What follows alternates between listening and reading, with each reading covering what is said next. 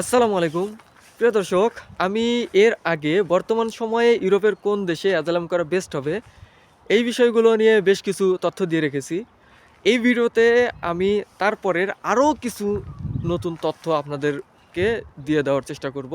আপনারা ডিসিশন নেবেন আসলে বর্তমান সময়ে কোন দেশটি আপনার জন্য বেস্ট হতে পারে, বিশেষ করে অ্যাজাইলামের জন্য। এছাড়াও যদি ফ্রান্সে কিংবা পর্তুগালে থাকার ব্যবস্থা, খাওয়ার ব্যবস্থা এগুলো করতে চান, যদি আপনি নিজে নিজে করতে না পারেন, সেক্ষেত্রে আমার সঙ্গে যোগাযোগ করতে পারেন। এই ভিডিও ডেসক্রিপশনে টেলিগ্রাম গ্রুপের লিঙ্ক দেওয়া আছে, সেখানে জয়েন হয়ে আমাকে মেসেজ দিতে পারেন। আপনার ফ্রান্সে থাকা খাওয়ার ব্যবস্থা থেকে শুরু করে পর্তুগালের জোনতা সার্টিফিকেট কিংবা জব কন্ট্রাক্ট নিয়ে যদি কোনো ঝামেলায় থাকেন, আমার সঙ্গে কথা বলে নিতে পারেন।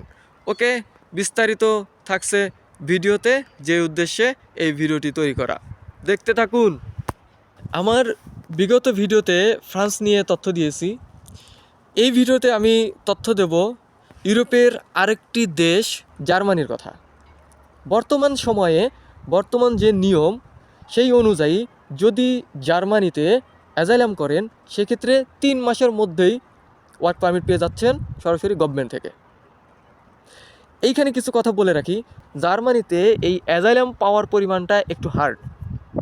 আপনি যদি অরিজিনালি সমস্যায় থেকে থাকেন এবং আপনার কাছে যদি পর্যাপ্ত পরিমাণে প্রুফ থেকে থাকে এবং আপনার কাছে যদি মনে হয় আপনি অবশ্যই এগুলো, আপনার সমস্যা, আপনার গুরুতর সমস্যা আপনি তাদের কাছে উপস্থাপন করতে পারবেন, তাদেরকে বোঝাতে সক্ষম হবেন, সেক্ষেত্রে কোনো কথা নাই, জার্মানিতে অ্যাজাইলাম করা বেস্ট। যেহেতু অ্যাজাইলামের পরে 3 মাস অপেক্ষা করলেই ওয়ার্ক পারমিট পেয়ে যাচ্ছেন, জার্মানিতে জব অ্যাভেলেবেল। কারণ জার্মানিতে অ্যাজাইলামের পরিমাণটা খুব কম হয়, একটু স্ট্রিক্টলি তারা ফলো করে। আমি এইটাও শুনেছি অনেক সময় ভেরিফিকেশনের জন্য আপনার দেশে, এইখান থেকে অর্থাৎ জার্মান গভর্নমেন্ট থেকে আপনার দেশেও ভেরিফিকেশন করা হতে পারে। সো একটু স্ট্রিক্টলি, যদি আপনি অরিজিনালি প্রবলেমে থেকে থাকেন, আপনার জীবনের ঝুঁকি আছে দেশে থাকলে, আপনি দেশের এক প্রান্ত থেকে অন্য প্রান্তে গেলেও আপনি এই ঝুঁকি মুক্ত হবেন না, সেক্ষেত্রে জার্মানিতে অবশ্যই আসতে পারেন। এছাড়াও যদি স্কিল ওয়ার্কার্স হয়ে থাকেন, তাহলে তো কোনো কথাই নাই। অন্য কোনো দেশের কথা চিন্তা না করে অবশ্যই আপনার জার্মানিতে অ্যাজাইলাম করা উচিত। এছাড়াও জার্মানিতে আপনি যখন একটি কাজ পেয়ে যাবেন, সাপোজ ধরেন প্রথমবার রিফিউজ হয়ে গেলেন, তারপরে যখন আবার অ্যাপ্লাই করবেন, এর মধ্যে একটি কাজের কন্ট্রাক্ট নিয়ে সরকারকে ট্যাক্স দিতে থাকবেন। পরবর্তীতে যদি সেটাও রিফিউজ হয়ে যান, জার্মান থেকে যদি আপনাকে বের হয়ে যাওয়ার নোটিশ দেয়, তার উপরেও আবার আপিল করতে পারবেন। এবং এইভাবে আপিল চলাইতে চলাইতে কোনো একটা সময় যখন আপনার ভাষা দক্ষতা অনেক বেড়ে যাবে, এছাড়াও আপনিও দীর্ঘদিন কাজের কন্ট্রাক্ট নিয়ে গভর্নমেন্টকে ট্যাক্স দিতে থাকবেন, সরকারি কোনো সাপোর্ট নেবেন না, যখন জার্মান গভর্নমেন্ট দেখবে আপনাকে এই দেশে রাখলে তাদের কোনো অসুবিধা হচ্ছে না কিংবা তারা উপকৃত হচ্ছে, সেক্ষেত্রে অবশ্যই আপনাকে ডকুমেন্টস দিয়ে দিবে। এইটুকু আপনি নিশ্চিন্তে থাকেন। বাট একটা কথা মাথায় রাখবেন, অবশ্যই আপনাকে যে কোনো একটি ডকুমেন্টস রানিং রাখতে হবে। আপনাকে দেশ ত্যাগ করার নোটিশ দিয়েছে, আপনি ওই নোটিশের উপরে আপিল করবেন, আপনার এই আপিল এটি চলমান থাকবে। পাশাপাশি আপনার ভাষার দক্ষতা বাড়াতে থাকবেন, পাশাপাশি সরকারকে ট্যাক্স দিতে থাকবেন।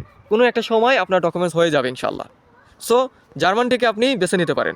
জার্মানে যদি আপনার কেস সাকসেস হয়ে যায়, অর্থাৎ আপনি যদি অ্যাজাইলাম টিকে যান, সেক্ষেত্রে ফ্রান্সে যে ধরনের সুযোগ সুবিধাগুলো ভোগ করছেন, তার চাইতেও অনেক বেশি সুযোগ সুবিধা জার্মানিতে পেয়ে যাচ্ছেন।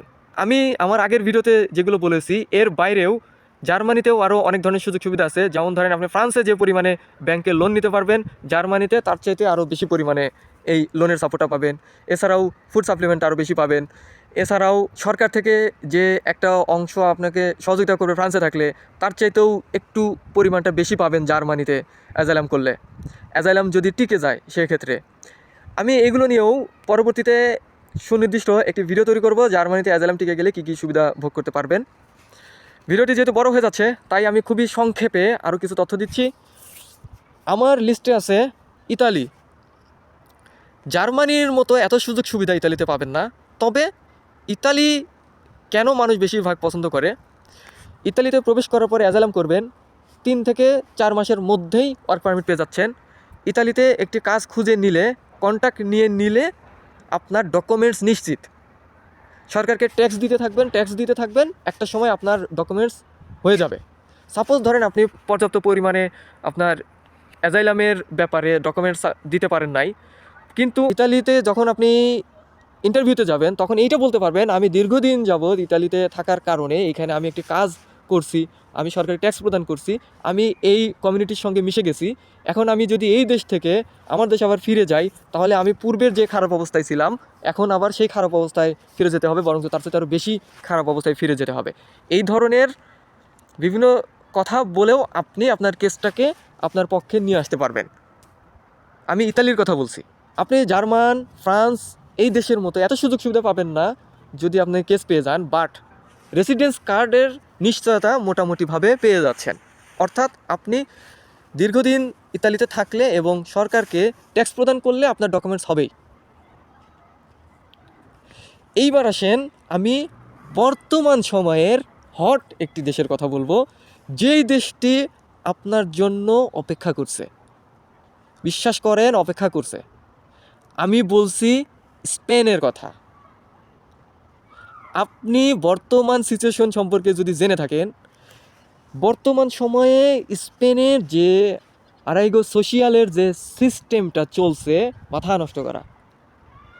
আপনার কোনো ডকুমেন্টস নাই, শুধু যদি বাসার অ্যাড্রেস নিয়ে স্পেনে থাকেন, 2 বছর বর্তমান সময়ে যে সিস্টেমটা চলছে, 2 বছর যদি স্পেনে কন্টিনিউ থাকেন এবং তার প্রমাণ গভর্নমেন্টকে দিতে পারেন, সেক্ষেত্রে আপনাকে রেসিডেন্স কার্ড দিয়ে দিচ্ছে। হ্যাঁ, অ্যাজাইলাম করলে সুযোগ সুবিধা এত বেশি নাও পেতে পারেন, ফ্রান্সের মতো, জার্মানির মতো। বাট যদি কোনো কারণে অ্যাজাইলাম মিস হয়ে যায়, আপনার কোনো টেনশন করার কারণ নাই। 2 বছরের থাকার প্রমাণ দিতে পারলেই স্পেনের কাগজ হয়ে যাচ্ছে। আর আপনারা অবশ্যই জানেন, ফ্রান্স, জার্মান, স্পেন, ইতালি এগুলো মোটামুটি সেম ক্যাটাগরির, এদের পাসপোর্ট ভ্যালুটা একই রকম, একই পর্যায়ে, সামান্য একটু কম বেশি হতে পারে। আমি স্পেন সংক্রান্ত প্রতিনিয়ত ভিডিও দিয়ে রাখছি, আপনারা যদি চান তো আমার পুরাতন ভিডিওগুলো দেখে নিতে পারেন। আমি সময় স্বল্পতার কারণে আরও অনেক তথ্য দিতে পারছি না, পরবর্তী ভিডিওতে চেষ্টা করব আপনাদের উদ্দেশ্যে আরও নতুন নতুন তথ্য কালেকশন করে দিয়ে দেওয়ার জন্য। যদি আমার ভিডিওটি ভালো লাগে অবশ্যই লাইক দিয়ে রাখবেন। এছাড়াও আমার চ্যানেলের আজই প্রথম ভিউয়ার্স হয়ে থাকলে চ্যানেলটি সাবস্ক্রাইব করে আমাকে সহযোগিতা করবেন। প্রিয় দর্শক, আমার সঙ্গে যোগাযোগ করতে চাইলে এই ভিডিও ডেসক্রিপশনে টেলিগ্রাম গ্রুপের লিঙ্ক দেওয়া আছে, সেখানে জয়েন হয়ে আমাকে মেসেজ দিতে পারেন। এছাড়াও কথা বলতে চাইলে একটি ছোটো সিস্টেম দেওয়া আছে, সেটি ফলো করে আমার সঙ্গে কথা বলতে পারেন। ওকে, ভালো থাকবেন, দেখা হবে নতুন কোনো সময় নতুন কোনো ভিডিও নিয়ে। আল্লাহ হাফেজ।